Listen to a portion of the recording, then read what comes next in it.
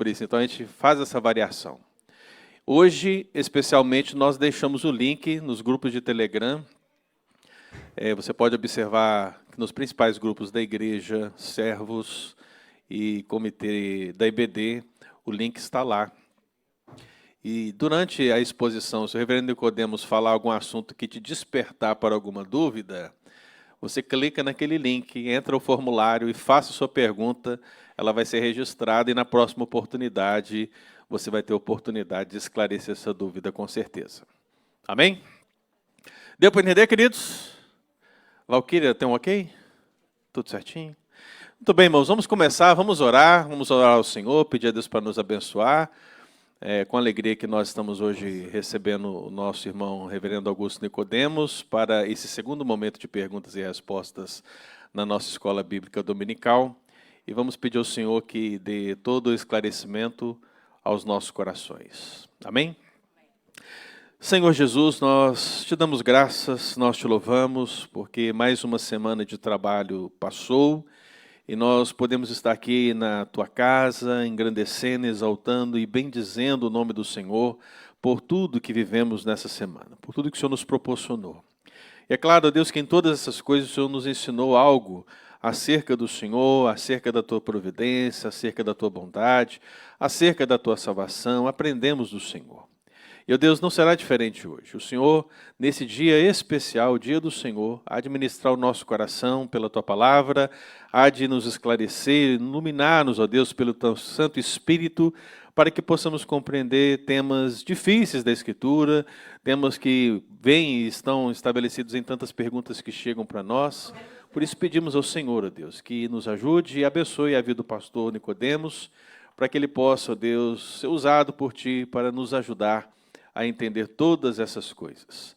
Eu louvo ao Senhor, ó Deus, pela nossa escola bíblica dominical e por tudo que o Senhor tem nos proporcionado até aqui, em nome de Jesus. Amém.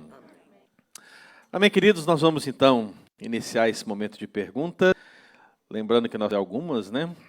Eu já falei para o pastor que essa segunda leva está mais pesada que a primeira. E como ela está bem mais difícil, já vou começar com a irmã Claudete, de Westboro. A irmã Claudete, de Westboro, ela faz a seguinte pergunta: o que o senhor acha das crianças participarem do culto público, juntamente com seus pais, uma vez que elas já participaram da EBD, onde a mesma é separada por salas de acordo com as idades? Bom, isso é uma questão que, para ser definida biblicamente, é praticamente impossível, uma vez que o contexto que nós vivemos é bem diferente do contexto bíblico. Na nação de Israel, havia as assembleias do povo, que se reunia para escutar a exposição da lei, e estavam presentes todos, os adultos, os idosos e as crianças também, não havia distinção. Mas Israel era uma nação debaixo de um governo, tinha as suas leis, as suas regulamentações. É bem diferente hoje na sociedade moderna, aqui no Ocidente, onde nós temos a instituição da escola dominical, que não é alguma coisa que você encontra na Bíblia. O que você encontra na Bíblia é o culto a Deus. A escola dominical não tem 200 anos que ela foi inventada, não é? Então, é alguma coisa. Fica difícil a gente encontrar paralelos na Bíblia para poder estabelecer uma diretriz. Talvez o princípio seja esse, que as crianças participarem do culto com os pais é bom para que elas já tenham desde cedo o conceito de que elas participam de um corpo, fazem parte de uma instituição.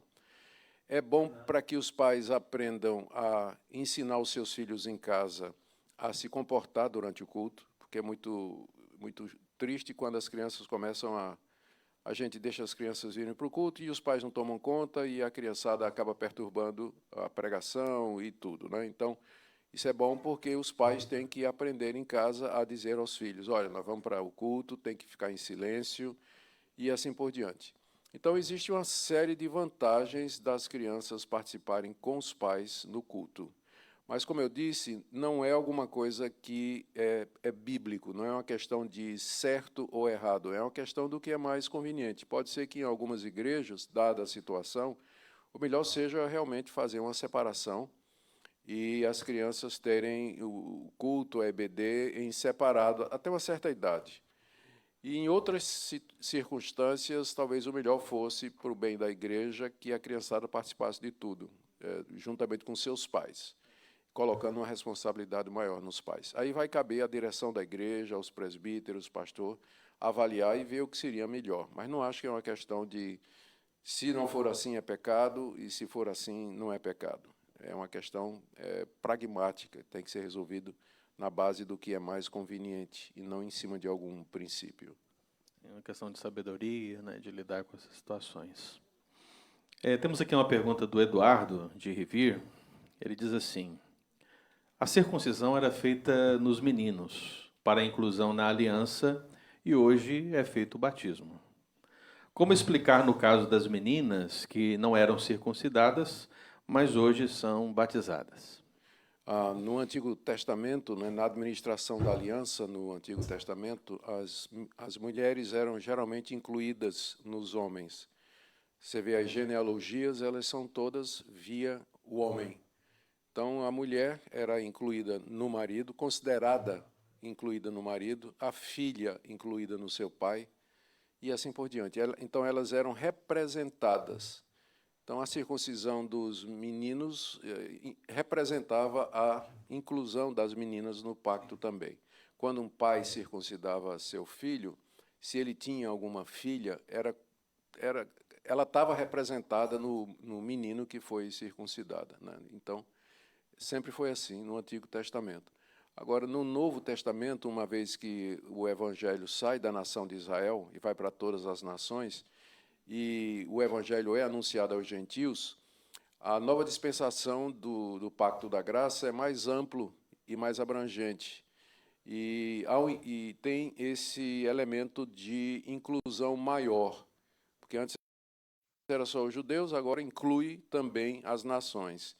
E nesse viés, não, muda-se um símbolo para um símbolo que inclua mais do que a circuncisão, que é o caso do batismo. Então, as meninas eram representadas nos homens, que eram circuncidados, e na nova aliança, na nova administração da aliança, não é mais necessário, porque o batismo já pode ser administrado a elas também. E aí fica, por causa dessa expansão dos gentios, aí as meninas Sim. Também são batizadas naturalmente. Tem que lembrar que o Novo Testamento, o Evangelho, debaixo do Novo Testamento, ele expande, ele cresce, ele abrange. No Antigo estava recluso a nação de Israel, com poucas exceções. Então era necessário um símbolo que fosse também mais abrangente. Daí a circuncisão ser passada para o batismo, que aí inclui as meninas também. De circuncisão para Satanás? De onde veio, reverendo? Se o senhor responder isso aqui, vamos ficar muito felizes, né? Mas de onde veio o sentimento, o desejo de Satanás ser igual a Deus antes da sua queda? Se eu posso falar, é difícil se referir a um espírito, né? Satanás é um espírito, ele não tem corpo. É difícil se referir a um espírito, a não ser que a gente que faça isso em termos nossos, né? Eu diria que Satanás não tem coração no sentido que nós temos, né? Mas com certeza nasceu do coração dele, da mesma forma que Eva. Eva foi criada pura, inocente, mas ela tinha um arbítrio que era mutável. Ela podia escolher entre o bem e o mal. Vai ser diferente na glória futura, depois da ressurreição dos mortos, quando o nosso arbítrio ele não será mais mutável, ele estará fixado no bem. Não, por isso que não haverá mais pecado, porque nós não poderemos mais pecar. Mas Eva podia pecar quando ela foi criada. Então, eu imagino que com Satanás, com os anjos, foi a mesma coisa. Deus criou duas raças morais. Primeiro criou os anjos, a quem também deu arbítrio e responsabilidade moral, e depois criou os homens, que também são uma raça de seres morais com capacidade de decisão entre o bem e o mal. Então, Satanás, esse anjo, né, que a gente chama de Satanás, ele arbitrou pelo mal. Ele quis ser igual a Deus, ele quis tomar o lugar de Deus, e Deus confirmou a decisão, diferente do homem, não é? E eu vou explicar por quê. Deus confirmou a decisão, ou seja, não tem arrependimento para Satanás. Não tem volta, ele não pode. Na hora que ele decidiu ir contra Deus, Deus confirmou a decisão e dos demais anjos que não foram com Satanás. Deus os confirmou no bem. Eles são chamados de anjos eleitos, lá nas partes do 1 Timóteo, eu acho. Então, os anjos que... Gabriel não pode pecar. Ele não pode voltar atrás, porque na rebelião ele ficou com Deus, né, por assim dizer. Igual, né? Mas os outros todos caíram e Deus confirmou e não tem volta, não tem arrependimento, não tem mudança para Satanás. A diferença é que quando entre os homens e os anjos, nesse sentido, é que Deus, quando criou os anjos, já criou os anjos no número em que eles existem até hoje. Então, vamos supor, Deus, quando criou os anjos, criou 3 milhões deles. Hoje existe 3 milhões de anjos, né? Apesar de que isso já faz não sei quantos anos, né? Zilhões de anos que isso aconteceu, não sei. Mas quando ele criou o ser humano, ele criou um casal. E a raça humana estava toda representada ali. E, por isso, o tratamento é diferente. O tratamento é diferente. Os anjos, uma vez tomada uma decisão, Deus confirmou, a raça humana caiu em pecado, mas aprove a Deus mandar um Salvador, não para os anjos, mas para a raça humana. Está lá escrito em Hebreus que ele não socorre a anjos, mas a descendência de Abraão. Então, a graça de Deus já começa nisso, quando ele resolve salvar os homens e não os anjos. Os anjos estão eternamente condenados. Primeiro, tentar aqui, a pergunta da Luciana Dinira é cacheta. Sim, isso quer dizer alguma coisa? Deveria, reverendo, né? Tá. Deveria. Mas, assim, basicamente, essa pergunta ela tem um fulcro importante. O senhor mencionou a questão do não tem um coração, porque é um espírito, essa situação. Mas talvez a pergunta ela carregue em essência a base de como pode um ser puro ir contra a sua própria natureza de pureza, ou seja, como ele tem uma liberdade de ir contra essa natureza dele. Porque no caso de Adão e Eva, nós temos uma maneira muito fácil de explicar. Houve um agente tentador. Mas quem tentou o tentador? Talvez por isso não tenha havido perdão nem misericórdia para ele, né? Porque nasceu no próprio coração dele. E aí nós vamos entrar numa área que é misteriosa para nós, que é a questão da origem do mal. Isso aí nós vamos ter que esperar a glória para descobrir isso aí. Mas agora, o mal estava no mundo desde o início de tudo. Eu gostei quando você falou dos 3 milhões de homens. Dá um bom corte, né? Augusto Nicodemos disse que Deus criou 3 milhões de... Eu disse, vamos supor. A gente corta depois disso. Mas, pastor, vamos entrar dentro desse contexto de situações difíceis de explicar, mistérios, né? Temos a pergunta da Lara, cacheta. Cacheta. Eu estou achando que é um complô mesmo. Sim. A Lara que estará no programa Quiz on Air amanhã, né? Deve estar empolgada. Mas a pergunta dela é a seguinte: Moisés foi para o céu. O que aconteceu com o corpo dele? Existe algum texto bíblico sobre isso? Não. Bom, Moisés morreu e foi naturalmente para a presença de Deus, salvo. A gente sabe disso porque ele reaparece no Monte da Transfiguração, juntamente com Elias, ao encontro de Jesus. Agora, existe um livro apócrifo chamado Ascensão de Moisés, que diz que quando Moisés morreu, Deus enviou o anjo Gabriel para... agora estou na dúvida se foi Miguel ou Gabriel, está lá, foi Miguel. Enviou o anjo Miguel para enterrar Moisés no alto do monte. E quando o anjo tomou o corpo de Moisés e ia enterrá-lo, Satanás apareceu e disse que ele tinha direito ao corpo de Moisés, porque Moisés era assassino, ele tinha matado o egípcio, lá naquele episódio em que ele foge de Faraó, logo no início. E que, uma vez que Moisés era assassino, todo assassino pertence a ele. E os dois começaram a discutir pelo corpo de Moisés. Até que, finalmente, Miguel teria dito a Satanás: o Senhor te repreenda, Satanás. E Satanás foi embora, e Miguel enterrou o corpo de Moisés num lugar que ninguém sabia, para evitar aquilo que Satanás queria. Satanás queria o corpo de Moisés para idolatrar, trazer para o povo de Israel, para que o povo de Israel adorasse a Moisés. E então Miguel escondeu o corpo num lugar que ninguém descobriu, exatamente para evitar isso. Isso não está na Bíblia. O livro de Deuteronômio termina com o relato da morte de Moisés, provavelmente escrito por Josué, né? Moisés não podia ter escrito sobre a própria morte. E não há esse relato, diz apenas que ele morreu no alto do monte e o Senhor o sepultou. Agora, um livro apócrifo, esse livro apócrifo, traz essa explicação.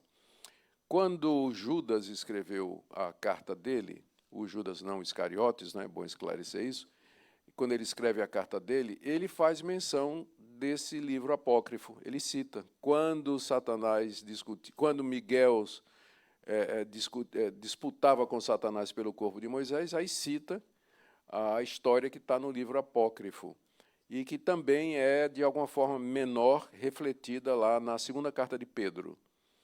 Então, a dificuldade que isso aí levanta é essa: como é que os homens inspirados por Deus, eles vão citar livros que não são inspirados por Deus? E a resposta que nós damos é que Deus pode ter usado, com certeza Deus usou esse livro apócrifo para preservar a verdade. Da mesma forma que o apóstolo Paulo cita, em 3 ocasiões, filósofos e poetas gregos nas suas cartas. Não quer dizer, por exemplo, que Arato, que é um dos que Paulo cita, que ele era inspirado. Mas aquilo em particular que Paulo citou representava a verdade. E, ao entrar na Bíblia, torna-se canônico e inspirado. Então, a citação de livros apócrifos não implica em dar caráter canônico, né, mas apenas quer dizer que Deus usou para preservar a verdade. Então, a verdade é essa, que teve a briga pelo corpo de Moisés, Miguel enterrou num local desconhecido, e Moisés, naturalmente, está na presença de Deus, como a transfiguração revela. Amém. Importante essa definição, porque há muitas dúvidas sobre apócrifos. O senhor mesmo explicou recentemente na ITV sobre os apócrifos. Essa questão das Moisés não é tão conhecida. O de Enoque já é bem debatido, né? E muitos tentam validar o livro de Enoque justamente pela citação que existe do mesmo no Novo Testamento. Nós teríamos que validar Aratos, Epimênides e vários poetas gregos que são citados por Paulo. Verdade. Inventamos agora a pergunta de uma menina de 7 anos. Essas são as mais difíceis. Sim. A Gabriela, lá de Belmont, é do Atos, né? O Atos está aí? E o Romanos? Ninguém entendeu essa, tá vendo? Só o seminarista que riu ali. Jesus, misericórdia.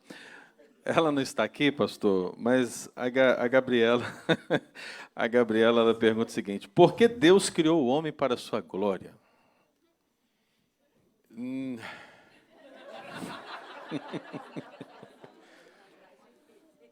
Deus não pode fazer nada que não seja para a glória dele. Eu vou explicar. Se eu buscar a própria glória, significa eu desejar que as pessoas ou os seres ao meu redor olhem para mim com espanto, entusiasmo, admiração e reconheçam as minhas virtudes que porventura eu tenha. Isso fica feio no ser humano, que a gente não gosta disso, né? A gente chama no Nordeste de amostrado. Fulano é amostrado, quer dizer, ele fica querendo aparecer, ele está buscando a sua própria glória. Quando uma criatura como nós procura a própria glória, isso é pecaminoso, além de ser algo inconveniente. Por quê? Porque tem 9 bilhões de pessoas como eu, e entre elas certamente tem gente que faz melhor aquilo que eu acho que eu sou bom. Então, certamente, sempre vai ter alguém que faz melhor do que eu. São meus semelhantes, não faz sentido eu querer me gloriar ou buscar a glória a partir deles. Mas com Deus é diferente, porque Deus não tem igual. Ele é único. Não tem absolutamente nada acima de Deus, nem igual a Deus. Por isso, tudo que Deus faz sempre tem que ser para a sua própria glória. Essa é a motivação maior em Deus, não tem outra. Ele criou o mundo porque ele quis, mas porque no final ele sabia que iria receber glória. Por isso que ele criou o ser humano com esse mesmo objetivo, para na raça humana, em toda a história da salvação, no final ele tirar a glória. Isso está dito pelo apóstolo Paulo, lá em Efésios capítulo 1, quando ele diz: Deus na eternidade nos escolheu e nos predestinou para o louvor da sua glória. Aí diz que Cristo derramou, no seu sangue nós temos a redenção, fala da obra expiatória de Cristo Jesus para a sua própria glória. E aí diz que o Espírito Santo nos chamou, nos selou, e é o penhor e garantia da salvação para a sua própria glória. Então, em Efésios capítulo 1, 3 vezes Paulo diz que Deus criou o homem, separou o seu povo eleito, mandou Cristo morrer e o Espírito Santo chamar para a sua própria glória. Então, Deus tudo faz visando a sua própria glória, e isso responde à pergunta: por que Deus criou o homem para a sua própria glória? Porque essa é a motivação de Deus. É a razão pela qual ele faz qualquer coisa, sempre é a sua própria glória. Quando ele resolveu criar o homem, foi exatamente por esse motivo. Não tem outra explicação, a não ser essa. Amém. A Ele é a glória pelos séculos dos séculos. Amém. Nós temos a pergunta, reverendo, do Misael, de Léo Mister. Ele pergunta sobre o jejum. O que é o jejum, como fazer e em que ocasião, situação? Biblicamente falando, a nação de Israel tinha apenas um dia no ano para jejuar, que era o Yom Kippur, o dia da expiação. Se você olhar a legislação mosaica, ela apenas requer um dia. Os fariseus tomaram conta da religião de Israel e introduziram regras que não estavam na Bíblia, no Antigo Testamento.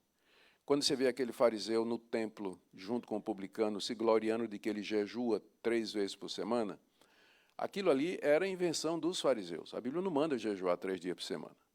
A Bíblia dizia que lá a lei, como eu disse, é um dia por ano. Mas o jejum era opcional para quem quisesse ou estivesse no momento. O jejum está relacionado com perda, com dor, com sofrimento, com a necessidade premente, com desejo intenso de obter alguma coisa, mas era absolutamente voluntário. Deus não requeria o jejum. Ele era alguma coisa que partia do próprio povo de Israel. Um judeu, ou a nação, se vendo atacada por uma outra nação, ela podia proclamar um jejum, chamar o povo todo para orar, ou então o israelita individualmente, ele poderia tirar um tempo para jejuar e buscar a Deus. Geralmente o jejum era acompanhado de oração, lamento, quebrantamento, às vezes rasgavam as roupas como em sinal de tristeza e desespero.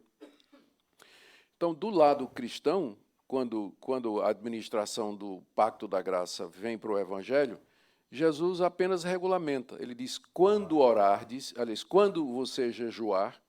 Então, o quando pressupõe que vai haver, mas que não tem uma data para isso, né? Quando você jejuar, você lava o rosto, se veste bem, para não parecer para os homens que você está jejuando mais para Deus. Isso porque os fariseus, como eu disse, eles se gloriavam de jejuar e tudo mais. Então, o jejum é a privação de comida e de bebida durante um determinado período para se dedicar à oração. Não é você parar de comer, assim, não vou comer de 9 da manhã às 7 da noite, e aí, enquanto isso você está no trabalho, você está estudando. Não é passar fome, jejum. É quebrantar a alma, o coração. E você mortifica o corpo, né, pela ausência de alimento, mas tem que ser num período de oração, de busca de Deus. As duas coisas estão conjugadas. Então, não é obrigatório, mas se vai fazer, é tirar um tempo para ficar na presença de Deus, em oração, lamento, choro, quebrantamento, confissão de pecados, buscando mais a palavra do Senhor. É muito útil.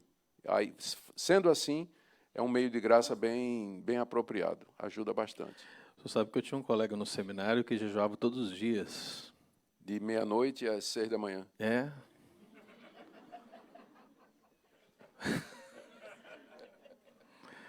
Acho que foi o Seminário do Norte, parece. Foi? É. Tinha umas Não coisas funcionou, né, estranhas. reverendo Pedro?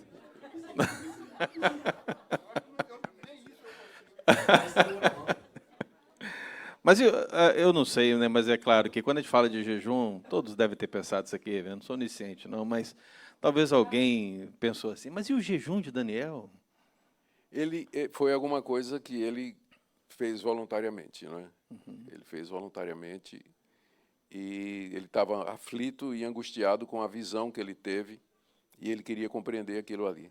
Então, O tirou um senhor tempo para entende que deve oração. ser feito da mesma maneira? O pessoal deve retirar as carnes, picanhas e... Ah, você está falando do jejum É. inicial do capítulo 1? Isso. Não, ali é diferente. Ali não foi jejum. Ali foi uma decisão pela dieta. Daniel, como todo judeu, ele seguia a dieta que Moisés havia mandado lá no livro de Levítico, os animais puros e impuros. E certamente na mesa do rei tinha animais impuros daquela lista, com certeza. E Daniel se recusou a comer por conta do compromisso com o kashrut, né, que é a lei sagrada da dieta, né? Então é nesse sentido, mas não teve jejum ali. É simplesmente não querer comer aquilo que a lei proibia. Porque hoje nós temos algumas novas modalidades, né, reverendo? Tem o jejum de Tem. Coca-Cola, É. né, jejum de televisão. Não, se tiver de Coca-Cola tem que ser diet. Parece que até jejum de cuscuz estão defendendo agora também. Pastor, nós temos aqui a próxima pergunta. Essa é uma pergunta internacional, veio da Espanha, né? Tiago, ele diz assim: qual conselho o senhor daria para um jovem pastor que está plantando uma igreja em um país distante, cuja cultura é totalmente diferente e liberal ao mesmo tempo? O que dizer não, porque isso é muito pessoal e circunstancial. Em algumas circunstâncias, sempre a gente tem que ser fiel, isso aí é verdade. Está lá em 1 Coríntios capítulo 4, verso 2, o que Deus requer dos dispenseiros, e o dispenseiro ali é o ministro da palavra, o pregador, o evangelista, o missionário, o que se requer é que ele seja encontrado fiel. Fiel significa cumprindo aquilo que Deus deseja, sem se desviar disso. Não corromper o evangelho, não adulterar o evangelho para poder alcançar mais pessoas, não diluir o evangelho para tornar mais palatável, mas ser fiel. Você recebeu o evangelho e, da forma como você recebeu, você tem que transmitir. Esse é o conceito de fidelidade, não é? É o bom mordomo que administra as coisas do seu Senhor. Então, em todas as circunstâncias, a gente tem que ser fiel. E isso é bom saber, porque, às vezes, a gente lê isso errado, né? E a gente pensa que Deus quer que todos nós sejamos bem-sucedidos. Não tem nenhum lugar que a Bíblia diz que Deus quer que nós sejamos bem-sucedidos em termos de plantação de igreja ou de conversão de pessoas. Deus quer que a gente seja fiel, porque o crescimento vem de Deus. Então, a tarefa dele vai ser testemunhar com fidelidade a palavra de Deus. É um ambiente liberal, mas nem por isso ele vai deixar de proclamar as verdades não liberais da Bíblia. Ele vai ter que ser fiel nisso e esperar em Deus que Deus faça prosperar o trabalho, chamando os que ele quiser, iluminando e convertendo. Isso está lá em 1 Coríntios capítulo 3, quando o apóstolo Paulo pergunta quem é Paulo, quem é Apolo, quem é Pedro, servos por meio de quem crestes, e isso conforme o Senhor concedeu a cada um. Um planta, outro rega, mas é Deus que dá o crescimento. Então, é bom os missionários se lembrarem disso, porque a pressão por resultados é esmagadora, às vezes. A cobrança por resultados é muito grande. Mas o que Deus quer de nós é fidelidade. Às vezes, o missionário vai passar anos. Hudson Taylor, se não me engano, ele, quando foi para a China pregar o Evangelho, durante os 5 primeiros anos, ele não viu um único convertido. Um único convertido. 5 anos, não viu nenhum convertido. E, de repente, veio o primeiro, veio o segundo, e aí, então, nasceu a igreja na China, graças ao trabalho fiel do Hudson Taylor. Mas levou 5 anos ele plantando, regando, traduzindo a Bíblia para o mandarim, até que, finalmente, a coisa, pela graça de Deus, começou a produzir fruto. Amém. Isso porque o senhor disse que não saberia o que dizer, né? Isso foi, exatamente. Entendi. Nós temos aqui a pergunta da nossa querida irmã Tamires, lá de Leomister. Ela pergunta: quem são Behemoth e Leviatã em Jó 40, 41? Provavelmente é difícil, porque a descrição tem levado os tradutores, intérpretes, a algumas alternativas. Um crocodilo grande, um hipopótamo, e há quem diga que era um dragão, ou um dinossauro. Há quem que diga que é um dinossauro. Então, em termos exegéticos, qualquer uma dessas, menos o dragão, que eu acho fantasioso, mas qualquer uma dessas, exegeticamente, a descrição pode caber em qualquer um desses 3 animais. Algumas partes, não é? Pode caber em algum desses animais. E nós não temos como decidir. A melhor coisa é fazer como algumas traduções fazem, simplesmente preservam o nome hebraico, Behemoth e Leviatã.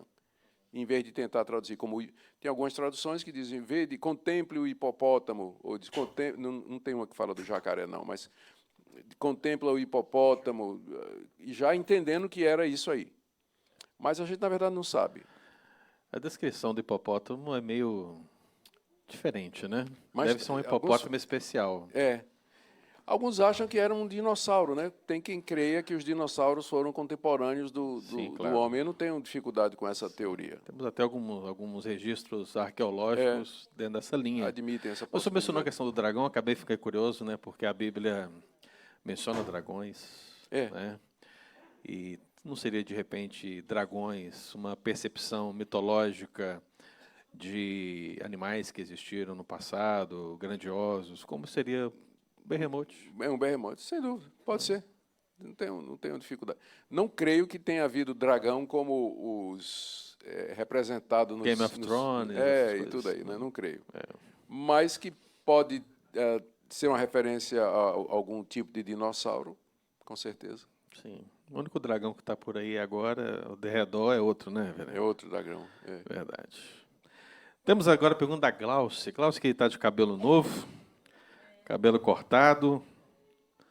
Ela faz a seguinte pergunta: em nossos estudos com casais da igreja, surgiu uma dúvida sobre o profeta Oséias. Por que, mesmo sendo fiel ao Senhor, Deus o fez casar com uma prostituta? Sim. O profeta, ele era boca de Deus. A palavra dele era a palavra de Deus, por isso que ele sempre começa dizendo, assim diz o Senhor. Mas não era só a boca do profeta que pertencia a Deus, o profeta todo era a mensagem. O profeta todo, a vida do profeta era a mensagem.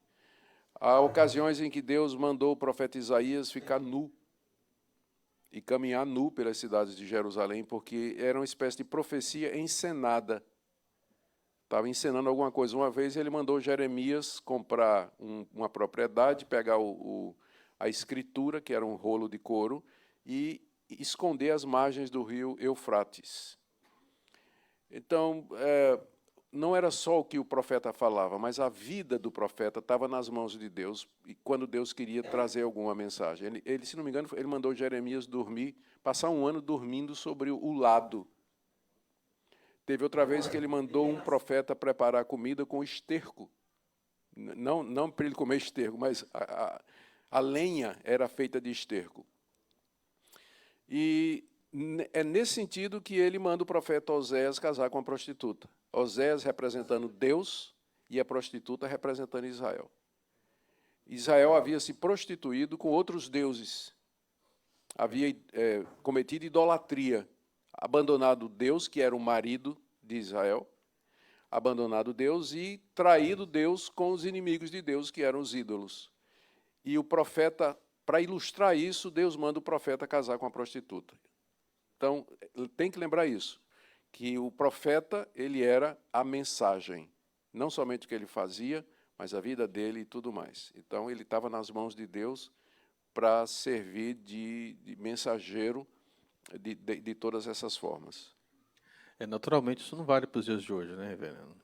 Não, aqueles dias foram dias especiais. Os profetas, juntamente com os apóstolos, eles foram um grupo muito especial através de quem Deus trouxe a revelação escrita, né? E uma vez que a revelação está completa, não temos mais esse tipo de coisa. Estou mencionando essa situação devido àquele meme do pastor que adulterou com as irmãs da igreja, porque leu no profeta Oséias, vai e adultera. Né? Então está dentro do mesmo contexto. Usar a Bíblia para seus próprios fins. É não saber ler a Bíblia. Agora, nós tivemos um caso muito famoso, né, de uma pastora muito conhecida que, durante um show, eu vou chamar de show, né, ela, de repente, ficou de gatinhas, ficou de 4 e começou a andar no palco, rugindo, feito uma leoa. E está dizendo que aquilo era uma profecia encenada, como os profetas. Deus, Cristo, o leão de Judá, estava chegando e tal. Eu não consigo ver alguns pastores fazendo isso. Complicado. Ficar de 4 não é problema, o problema é levantar depois, né, pastor? Às vezes tem uma dancinha ou outra, assim, como Davi, né? Mas... Profecia encenada não tem mais. Eu fico imaginando o apóstolo Paulo dançando. Não faz sentido. Na presença do rei. Não, acabou isso aí. Isso aí tudo tinha a ver com as formas antigas de revelação. Muito bem. Pastor Eduardo, de Rivir, pergunta: com respeito aos dízimos, a referência de 10% se trataria de uma tradição ou um mandamento bíblico específico para esse número? A primeira vez que aparece a palavra dízimo é na história de Abraão, quando Abraão paga o dízimo a Melquisedeque, depois daquela batalha. Então, o texto não explica por que Abraão deu o dízimo, por que 10%. Então, a gente fica sem saber se aquilo era alguma coisa que já era uma prática de Abraão, e de onde ele tirou essa prática a gente não sabe, ou se aquilo foi uma determinação divina para ele. O fato é que Jacó, neto dele, mais adiante, ele segue a mesma tradição e diz lá em Betel, que antes era chamada de Luz, né?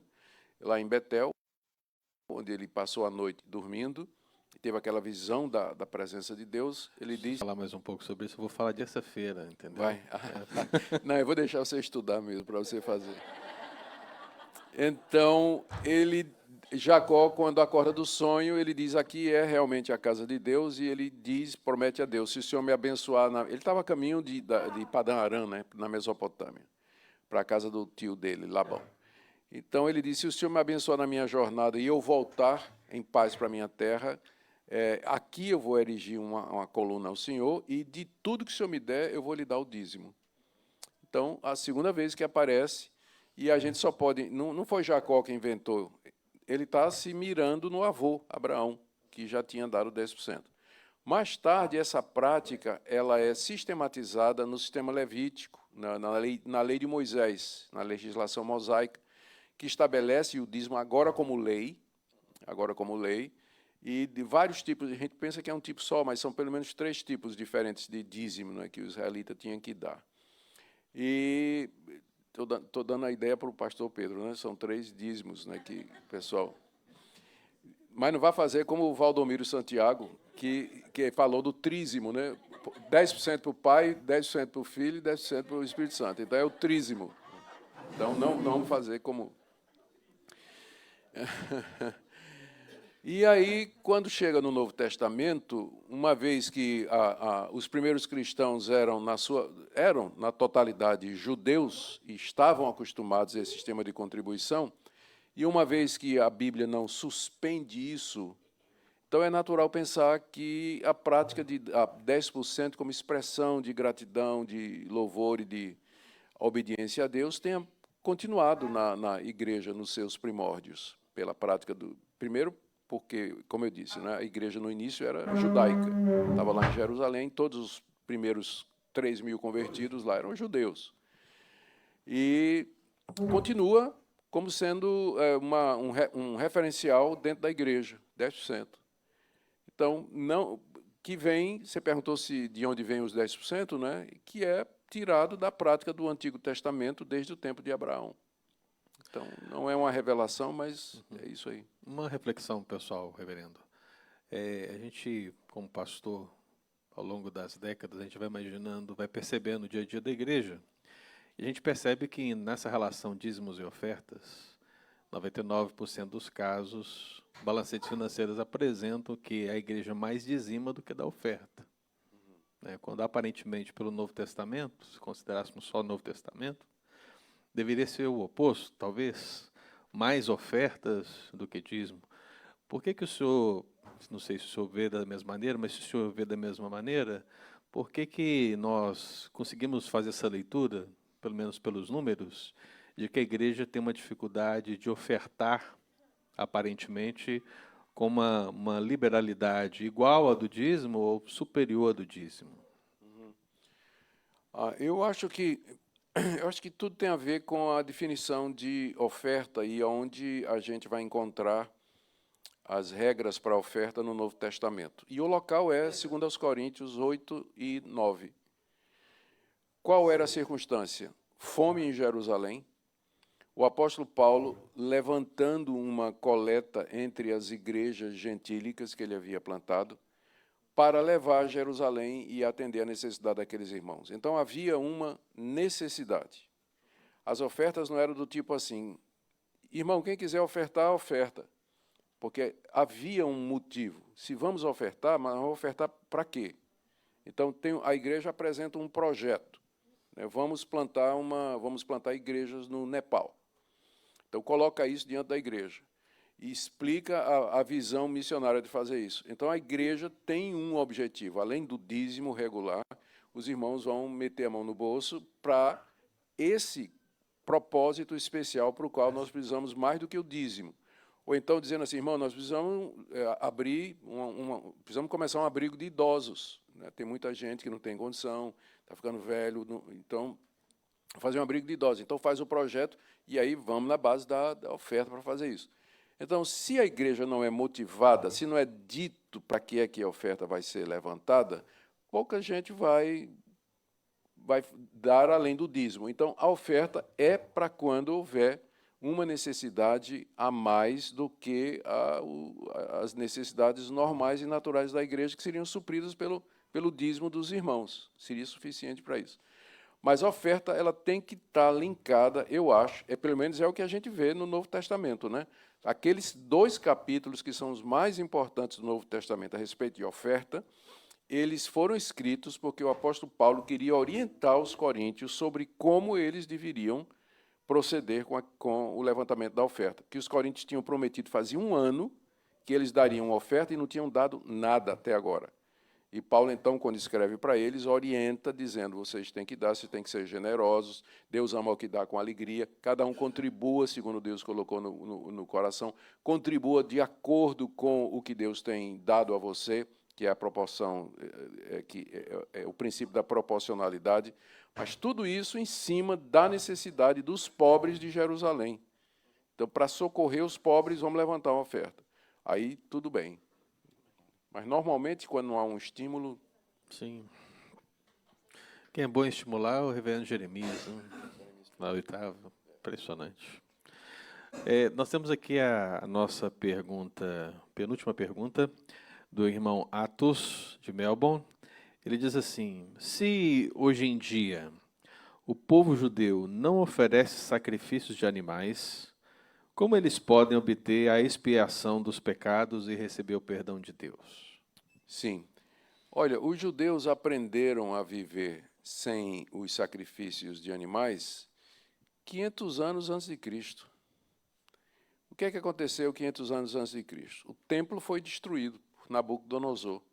O templo que estava lá no Reino do Sul, Judá, na cidade de Jerusalém, ele foi desmontado pelos babilônicos como juízo de Deus. 100 anos antes, Deus tinha mandado os assírios que levaram o Reino do Norte, capital Samaria, em cativeiro por conta da idolatria. E depois foi a vez do Reino do Sul, capital Jerusalém, onde estava o templo.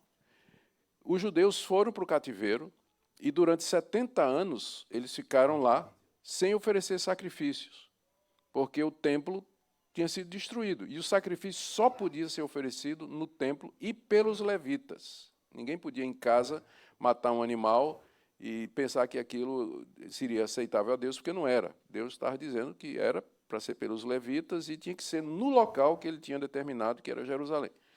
70 anos de cativeiro, eles voltam, o templo é reconstruído e eles recomeçam a fazer os sacrifícios de animais. Começam a refazer os sacrifícios de animais.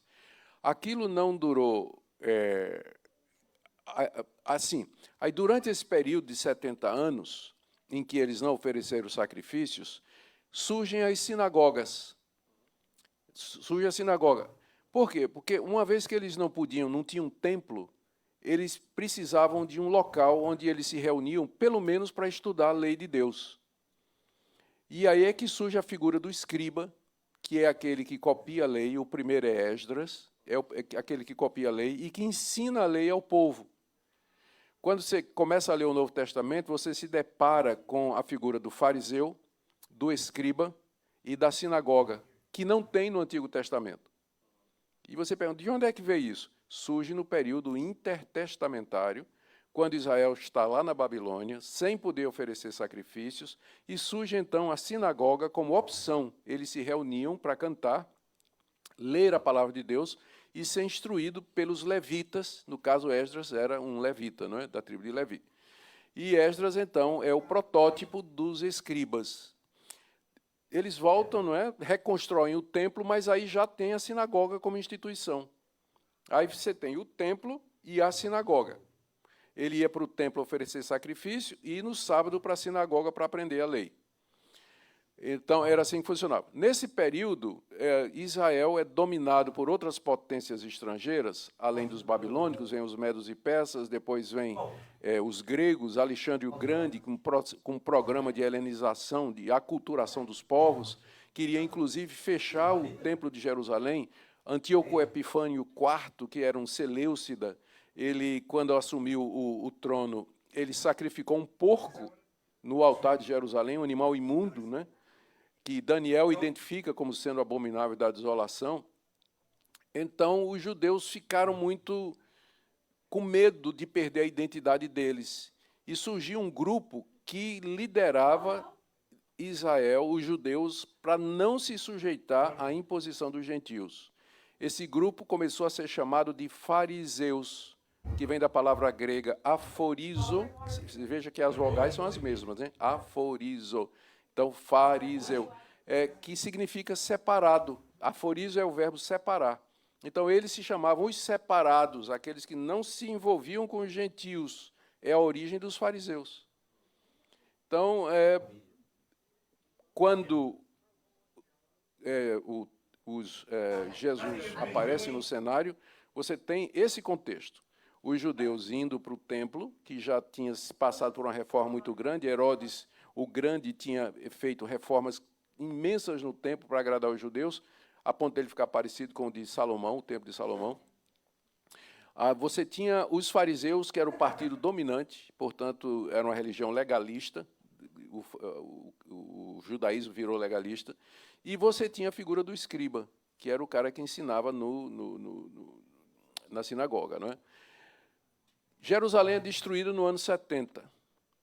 Outra vez, né, os judeus rejeitaram o Messias e Deus mandou os romanos dessa vez. Aí destruíram e o templo foi arrasado até o dia de hoje. Isso foi um problema para os judeus? Não, porque eles sabiam sobreviver sem sacrifício.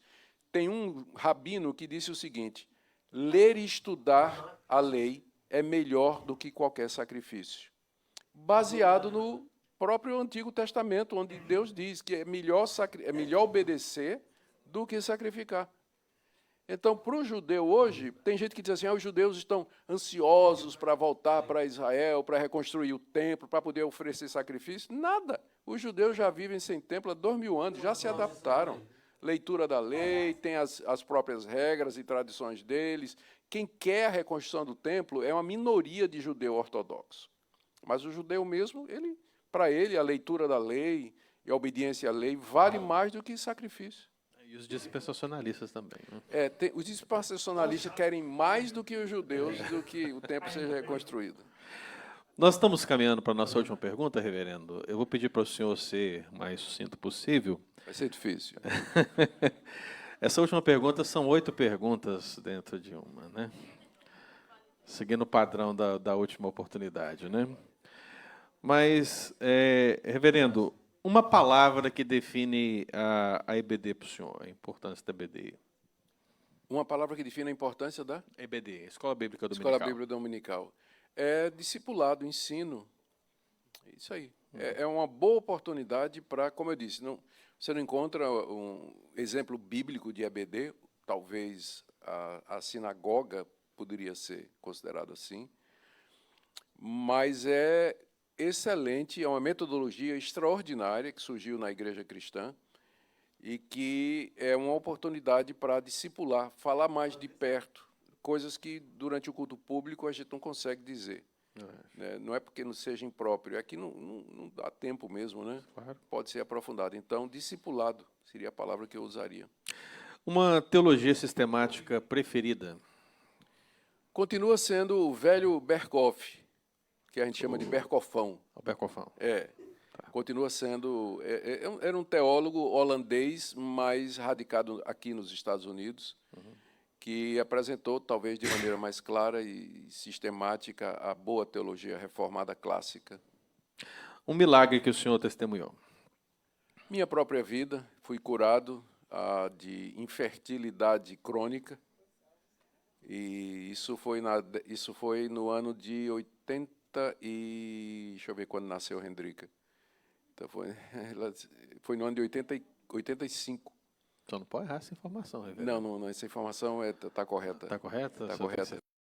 Fui curado na África do Sul, miraculosamente curado. Se é que redundante, né? Miraculosamente curado. Pastor, uma música inspiradora. Música inspiradora? Tu és a nossa estrela da manhã. Eu amo essa música. Me inspira Fica muito. a dica para o louvor aí, né? Fica aí.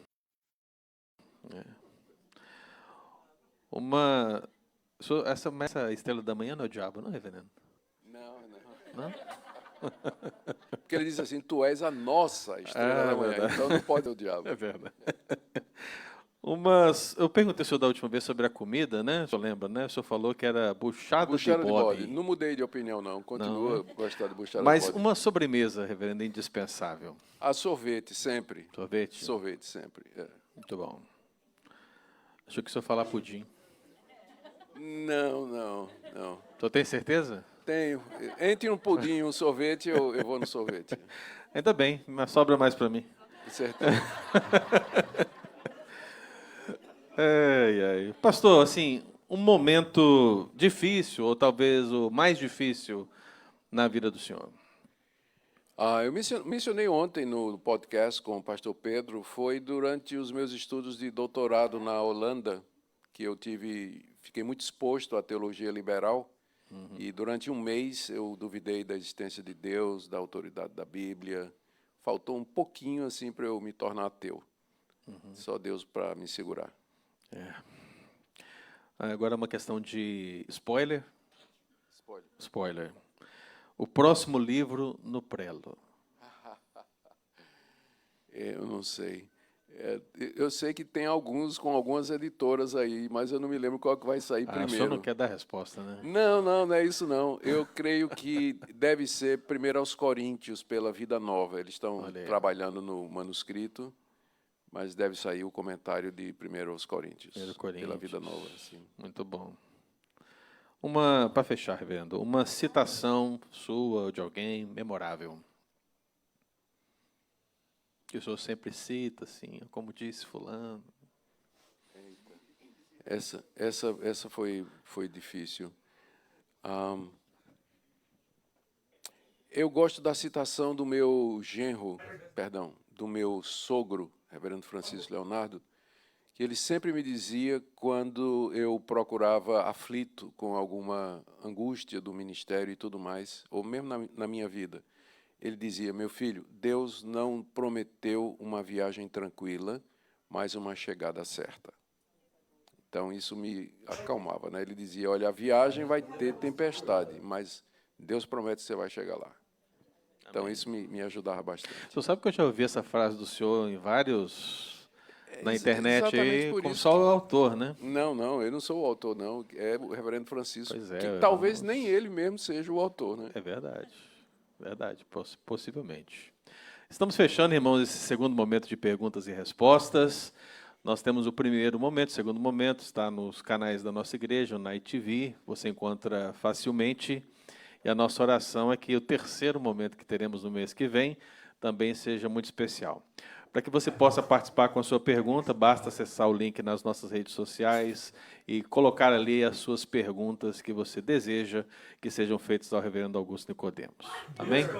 Nós agradecemos, reverendo, pela... trouxe o livro, reverendo? Sim, eu posso fazer propaganda? Por favor, faça a propaganda. Então, gente, da última vez o pessoal pediu para trazer livros, eu trouxe livros e eu não quero levar nenhum de volta. Então, aproveite. A assinatura é gratuita, o livro não vai ficar mais caro por isso, tá bom? Então, está aí à disposição, preço de custo. Não estamos ganhando nada com isso, pode ter certeza. Onde o senhor vai deixar os livros? Então, eu estou lá na entrada.